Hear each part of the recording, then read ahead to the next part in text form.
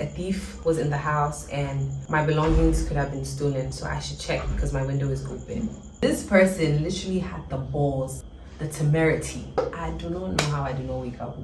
Bro, I was stunned. Hi guys, you're welcome back to my channel. I'm sure you guys are wondering where I have been all this while. Whew, it has been a crazy, should I say month or so. As you guys can see by the title of this video, I'm about to give you guys a life update / story time of everything that has gone on in the past month or two. You guys excuse if I look tired or my makeup looks a bit crusty. I just came back from a very long day and I just decided, yeah, the cat has begun.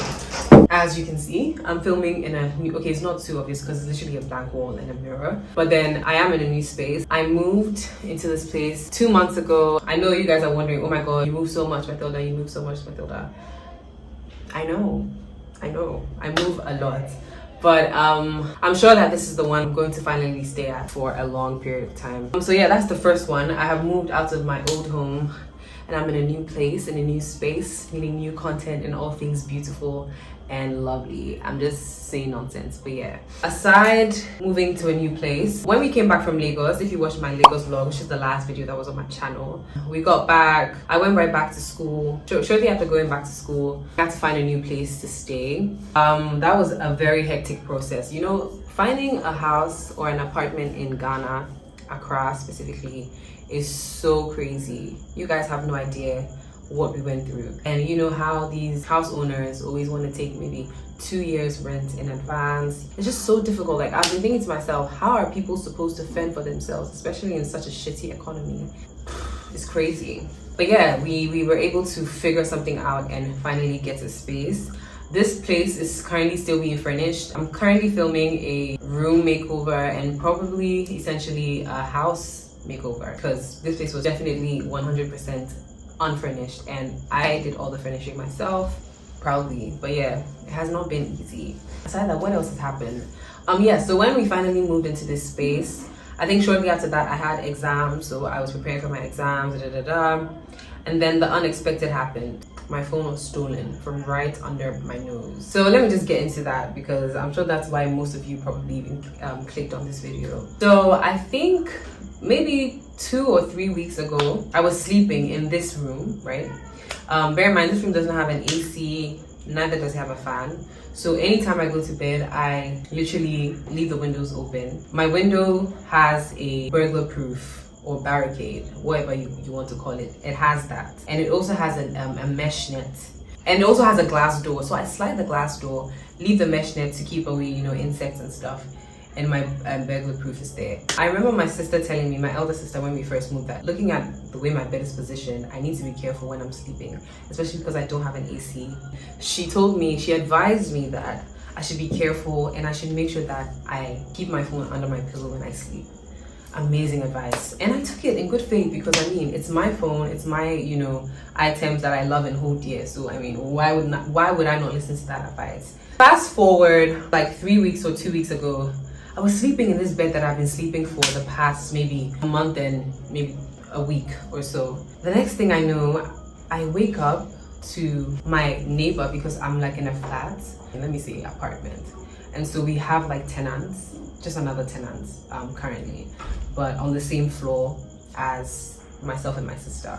So yeah, I hear him knocking around like maybe 3 a.m. and I'm like, what the hell is going on? Like, don't you have courtesy for people sleep? Why the fuck are you knocking my door? Excuse my French. But yeah, so I wake up and I'm like, what's going on? And he's like, something has happened, I should come out. So at that point I panic. Imagine waking up from bed and that's the first thing you hear. I panic. So I don't even want to go out. I'm just like, whoa, like what's going on? Then he's like, he thinks, not that he thinks, but there's a thief was in the house and my belongings could have been stolen, so I should check because my window is open. Now let me just backtrack a bit. Before I went to bed that particular night, what happened was that I was super tired and I was actually using my phone. I think I just hopped on my bed from coming out. I definitely changed, but my purse was still on my bed. When I say purse, like my mini handbag, and then my phone was obviously on my hand. So when I was dozing off, I literally woke up to say that, Mathilda, you should put this thing under your pillow because, you know, Daphne's advice. I guess I didn't listen to that still small voice. I decided to do what I wanted to do. So instead of putting it underneath the pillow that I sleep on with my head, I decided to put it on the next pillow. Now, I'm the only one who sleeps in this room, and there are 2 pillows, or actually 4 pillows on my bed. So let's say I'm using 2 on my side of the bed. The other side of the bed now has 2 pillows, but nobody's going to sleep there, so there's no like human being to safeguard the phone. So what I did was I put the phone under that pillow that has no safeguarding. Now back to where we were. So as soon as he said that there's a thief, look, I was just like, what's going on? I quickly looked at that pillow. I saw that the pillow was like toppled over, literally was not on the bed anymore, and I saw that there was literally nothing. I moved I literally wanted to pull off my sheets. I could not believe what was going on. I looked at my window. I saw that the mesh was open. So I quickly put on some clothes, like proper clothing, and then I ran outside. When I got to the back of my window, I saw a huge block that the person obviously used to prop himself. I saw my purse on the floor my handbag on the floor, with my purse now out of that handbag, which is also on the floor, and then other belongings like maybe chewing gum and my car key, right? Awesome. So I am like, oh my God, like no shit. I literally have been, should I say a robbery? I don't know. And the way my window is positioned is what killed me the most, because this thief, if you're watching this video right now, the way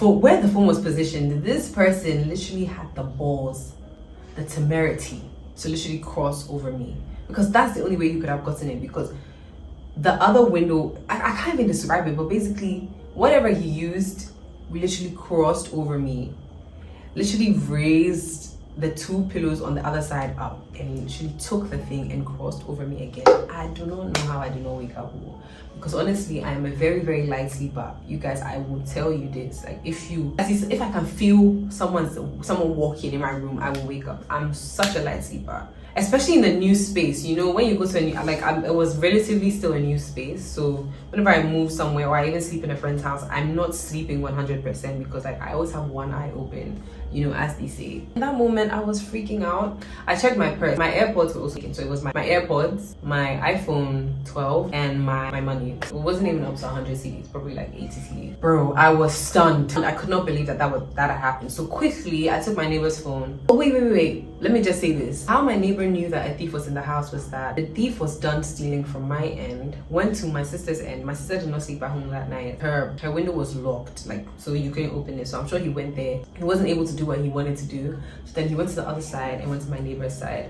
Now he opened their first window, but their first window has like a shelf blocking it, so you can't pick anything from it because of the shelf. Now he went to the second window. Bear in mind there are about 3 people living in that house, maybe 2, but then there was an extra guest or something. I don't know if I should say newlyweds, but they literally like recently had a kid, and so the 3rd person came to take care of that kid, you get. So the 2 of them, the newlywed, I'm saying weds because I don't know if they're actually married. They could be. So I think no, they're actually married, but I don't know if they're newlyweds. So let me just say the husband and wife. The husband and wife are in a different room, and now this thief is in the room, maybe the guest room, where this lady is taking care of the baby. So she said that, she narrated to me that she literally went to give them the baby and came back into the room. The next thing she knew, she was seeing their curtain move, and she was like, what's going on? Then she sees a man with a mask on his face, and she just screams, and that's when he starts running. So I think by the time she goes to the next room to tell them that this is what happened, you know how things are when you come to narrate to someone that, hey, there's a thief, they'll be like, well, what are you talking about? So you have to explain further before they would even follow you. So I guess by the time we go outside, he was long gone. They knew my window would be open, so they just came to check, and then they prompted me. When I had found out, I instantly wanted to check my iPhone.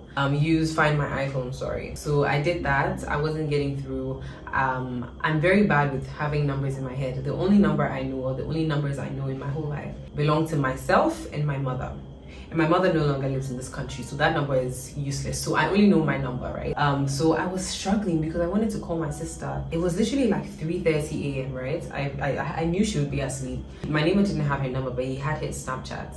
So I was ringing her Snapchat, she wasn't answering. I decided to search on Instagram, what's the word, and call people, because if I couldn't use his Find My iPhone, the only other person who had my location was my friend Karen. And so I was trying to reach her, but her phone was on D&D. Gosh, I wanted to scream. Because when I called Mahali, I told her to send me Karen's number. She sent it. Karen's number was like on D&D. And so eventually, like, there was nothing I could do. But in that moment, I knew that the phone was still in the area. So using Find My iPhone at that moment, at that night, would have been the best thing. Because my neighbor was calling people at that time, like my landlord and caretaker, to just, gather themselves, get some boys, and go and get the phone for me. But, unfortunately, I wasn't reaching anybody. I find my iPhone was not finding the iPhone. It was still telling me that my iPhone was here in my room under my pillow. So I was like, no, this is nonsense. So after that, I came into my room. I took a shower, a very long shower. Thought about my life. I didn't cry, but I was just like, I can't believe my phone is gone. I can't believe this is happening to me, because my phone being gone equals no part 2 of Nigeria trip, no footage of me moving into this house, equals no room makeover. Like so much content that I had, curated, let me not say curated, but I had filmed and was already editing. Oh my God, you guys should have seen the Nigerian vlog. It was looking so good. The parts of me surprising my father, it was going to be so good. And I was nearly done. I knew that right after my exams, which is why I was not posting, by the way, because of school and the stress of moving. Like, there was so much going on. I knew that right after I was done, I would just be giving you guys back to back, back to back, back to back. But the devil had other plans for me. So I was just really bummed out about that. And people were like, oh, you're back up. I know myself. I didn't back up shit. And I know that's my fault. But then again, it's like, I just didn't back up shit, okay? Like, let's not even get into that. Yeah, I was just trying to be optimistic about finding the phone because of Find My iPhone. But then again, I couldn't help feeling hopeless. So moving forward, by 5 a.m. I drove off to...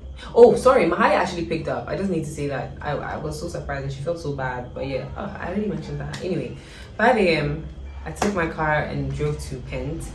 Went to knock on my friend's door. She was surprised to see me at that time. I told her what had happened. We tried Find My iPhone, but Find My iPhone was still showing the same location. And I'm so stupid because whenever iPhone tells me to update my phone, I never do. For some reason, I don't know why. I just feel so lazy to update my phone. And so I had updated it to the latest version of that last week. Like, let's say iOS 16 came out last week, right? And I had to update my phone maybe since like a month ago. But then I updated it 2 weeks ago. So after I had updated it to iOS 15.8 or something like that, shortly after that, like maybe 2 days after, they said I should update to iOS 16. I was like, what the hell? I really don't like to, update my phone or whatever. But that was fine. I was annoyed because if you don't have iOS 16, apparently you can't track the phone when it is switched off, or you don't have the setting to do that. So the phone was still staying in the same location when I went to Karen's house. So for about 2 days I was devastated. I was sad. I was not feeling 100%. I was just 2 days. I didn't, let me not say 2 days, 1 day and a half, because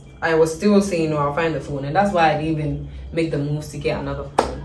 But God being so great, God being so gracious, I've been blessed with an even better phone, which is what I'm filming on right now. Let's say hallelujah. So yeah, let's just say that God had better plans for me. And so I'm just grateful. Despite everything that has gone on in the past how many weeks, which has been really rough and stressful. I lost a friend of mine, like so many things. I'm just like, gosh, this is back to back to back to back to back to back to back. It's not easy. And it's just, I feel like there's just been some sort of heaviness. But then I'm just trying to, look on the bright side and make the best of every situation. Me not having my phone as a content creator, influencer, someone who's literally lives on her phone, was so difficult for me. I was doing everything. I was driving my friends around. I was literally being a chauffeur because I just could not come to my house. And at that point, my laptop too wasn't working. So I just couldn't come to my house. No TV, no laptop. What am I gonna do? Read a book? For how long? Like, it's not happening. It is not happening. So I'm gonna start uploading consistently. At least you should expect a video from me once every week. What else? Oh yeah. The third update would be, I think I had a creative block. There was a point where I was thinking about, and I feel like a lot of people feel like this, like, do I really enjoy content creating? Do I really enjoy singing? Do I really enjoy this? Do I really enjoy that? Like, I was second guessing. And I guess it was just because of all the pressure that was happening around that time that was making everything not enjoyable anymore. Because the way I work is that if I do something and there's no passion in it, I will fail 100%. I would not be able to do it. Or even if I do it, it will not be to my satisfaction, and I am pretty much a perfectionist. In this video, if I watch it now and maybe I overlined my lip gloss, like I don't think it's an insecurity thing. It's just that I just want everything to be top. And so maybe that's why sometimes I'm even a bit slow with my content, like my stories on Instagram. Someone will say I'm doing too much, but that's just me. I don't care if you think I'm doing too much. I do not care, frankly speaking. As long as I am satisfied, I don't care. I don't give a damn what anybody thinks. I'm just gonna do me. I like things to be clean, nice, cut fresh, all of that. That's my aesthetic. Someone has the aesthetic to be, what's it called? Just because I like my stuff clean, nice, and fresh does not mean I'm not authentic or I'm not being real. Like, let's be realistic. So yeah. Oh, by the way, another good news. When I got this phone and I, did my iCloud backup and all of that, I had lost the Nigerian footage, obviously, but then my house, like moving into this house footage, is still very much there, and I'm so happy. But I wouldn't be uploading that now because I want to compile everything. But for now, don't be expecting that content, because I need to still put some stuff in my room, like my AC. We need to get furniture in the living room and all of that. So yeah, I just thought I'll just come on here and tell you guys how I lost my phone, what I'm doing now, how I'm surviving, and all of that.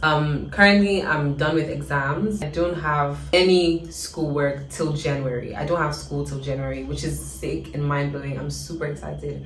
I'm going to my final year next year, so I'm just excited to create content just to better myself at the last quarter of this year. I look forward to so many things. So yeah, if you're a brand, you want to reach out to me for business, I'm more than available. I literally don't have anything to do, so please disturb me with work and all of that. Send me emails. My email is always in my description box down below. So thank you guys so much for watching. I can't wait to see you guys again the next time I come on here. So yeah, thank you guys for sticking with me. Thank you guys for being loyal. Thank you for 10,000 subscribers. Like, I haven't even been able to rejoice over that, and I feel like my growth on YouTube is actually pretty quick, because it's not easy to have people gravitate towards you on YouTube. It's not easy at all. I think YouTube is one of the most difficult social media platforms to grow on. Besides Instagram, I think it's one of the hardest. So I'm just really grateful to have 10,000 of you here watching me, subscribing, liking, commenting, thinking about me, asking me why I haven't uploaded a video. Thank you guys so much. You guys bring me brands, you guys bring me deals when I have a YouTube sponsorship. At 10,000 subscribers, I have YouTube sponsorships. That's wild. Those who say my name and say, oh, Mathilda can do this, Mathilda can do that, I appreciate all of you, and I love you guys dearly. So yeah, thank you guys for watching again, and don't forget to subscribe, like, and comment, and yeah, it's a wrap.